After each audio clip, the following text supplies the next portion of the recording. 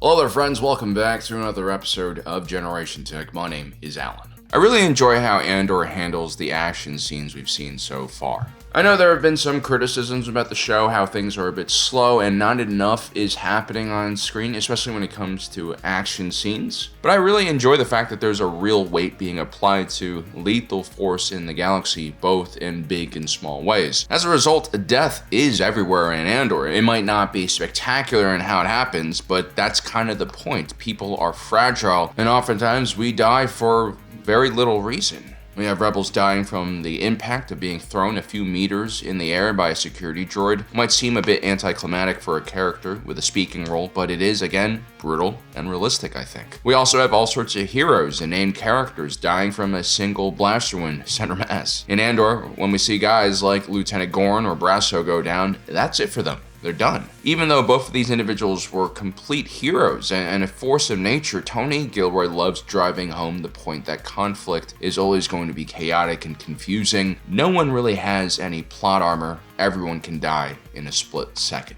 These are the stakes of rebellion. I also really like how blasters, while lethal, also felt more grounded in the series. We rarely see law enforcement or soldiers spraying and praying. We rarely see automatic fire being used, especially in urban situations. Most of the people who handle blasters seem like they know what they're doing. They mostly use very controlled and aimed shots. The sound design behind the firing of the blasters is awesome. The shots seem to resonate a lot more. They have a bigger boom. And as the rounds fly by in the air, they move really quickly. They're more like angry tracers and slow-moving laser bolts being served up for Jedi to hit with a lightsaber. I'd actually love to see someone like Tony Gilroy take on a lightsaber fight just because I think it would look different. He would make the blaster bolt seem less visible.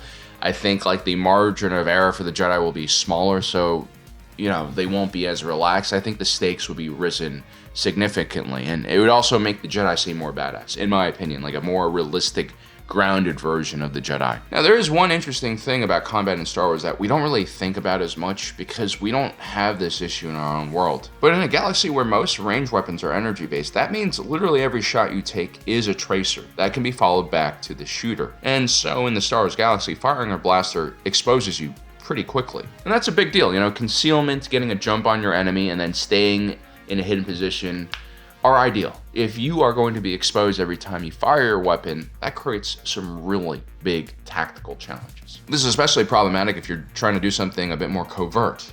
Like if you're an ISB sniper who's trying to start a massacre on Ghorman, let's say. If we take a look at this Tom Cruise looking mofo, he's wielding what's known as a DLT-20 blaster rifle, also known as the 20. This was the preferred long gun used by Republic reconnaissance forces, and later it was adopted by scout troopers in the Stormtrooper Corps. The DLT-20 is produced by Blastech Industries. They basically are one of the largest small arms providers in the galaxy. They provided the weapons for the Separatists, for the Republic, for the Empire, and also for the Rebellion, and they sell weapons to everyone. The DLT-20 is easy to identify by its perforated barrel sleeve. This saves weight on the weapon and also aids in cooling. The 20 also has multiple firing modes, including a rapid fire sequence, which is a bit more taxing on the power pack, and a sniper configuration as well. In real life, the DLT-20 actually uses the trigger housing of a STG-44 and the perforated barrel sleeve from the timeless Browning M1919. A classic 30 cal machine gun. Now, this ISB officer using the 20 has quite a difficult job. He's perched on top of one of the buildings overlooking this square that is full of protesting Ghorman. His goal is to fire a shot at one of the Imperial Army troopers in the crowd and hopefully not be seen. If things go according to plan, the inexperienced Imperial troopers in the crowd should panic and then begin to open fire into the crowd, which of course will just cause an even larger massacre to happen. The only problem is if he opens fire, even with all the commotion going on in the square below, people will be easily able to retrace the path of the blaster bolt to where he's perched on this roof. There are literally hundreds if not thousands of eyes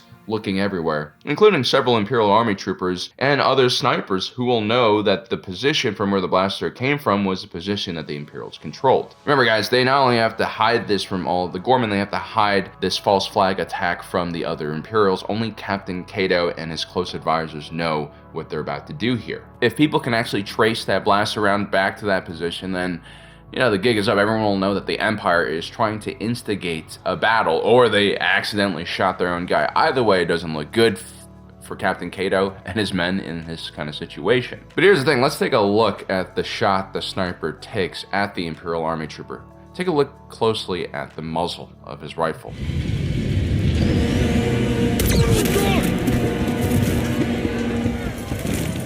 Let's play it again in slow-mo. There's zero flash coming from the barrel of that rifle as the round is being fired. At first, I thought maybe this is a production issue. We all know that it was not easy for them to make Andor with the writing strikes, and then, of course, Season 1, they had the COVID situation. So, yeah, things get messed up sometimes. But muzzle flashes, they can easily be added in post-production. It's not even an expensive thing to do. It makes no sense that a show with this much polish would muck up such a pivotal scene by forgetting a muzzle flash on one of their blasters. We also know that Tony Gilroy actually likes using blanks in a lot of the blasters we've seen in various scenes for that realistic recoil, and also the muzzle flash that blanks creates. But again, even if there are problems, everything can always be fixed in post-production. So I think this is actually purposeful, the fact that this rifle doesn't have any flash. And there's actually an in-lore reason for it. You see, the Republic, and I'm sure many other militaries before it, had a similar problem with their blaster rifles essentially shooting tracers with every round. And so special blasters had to be developed with invisible blaster rounds that could protect, reconnaissance forces, marksmen, and snipers. For instance, Blastech Industries would develop the DC-19 Stealth, which was based off of the DC-15 carbine, but with a few major differences. One, it had a sound suppressor attached to the barrel that also probably got rid of the muzzle flash, and two, it used a special type of very refined demonic gas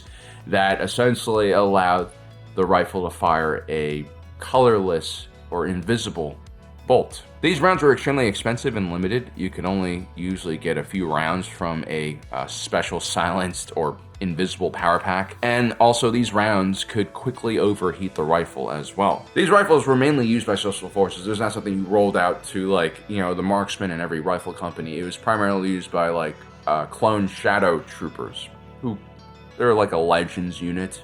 The best equivalent I could think of is the Clone X's we see in the Bad Batch. That's kind of what they're like. I'm going to assume that this kind of technology was used for this specific incident. Even though the blaster bolt eventually is visible when it hits the target, the important thing is that when the round leaves the barrel of the DLT-20, it is almost invisible, which is why no one is able to trace where that round comes from, allowing this whole entire incident to escalate and go off without a hitch. Now, I'm not 100% sure if my theory is right. This is why I like to open the floor up to all you guys in the comment section below. I know a lot of you guys are lore nerds, also gun nerds and Star Wars nerds, so I'm sure there are going to be a lot of interesting theories coming from you. There's tens of thousands of you. You guys outnumber me. And also, to support my theory, if anyone is going to incorporate these nerdy little gadgets and mechanisms to a blaster rifle, I think Tony Gilroy stands a good chance being that guy, because you remember last season where he put those countermeasures on Luthen Rael's ship so that he could escape from that gravity interdictor vessel? Well, putting an invisible round in a sniper rifle for a false flag attack reminds me a lot of that one scene. It's exactly what I think Tony Gilroy would do. But anyway, guys, I hope you enjoyed today's video. Don't forget to subscribe, hit that notification button down below so you don't miss out on the rest of our awesome content. As usual, my name is Alan, reminding you that my allegiance is the Republic to democracy. I'll see you next time.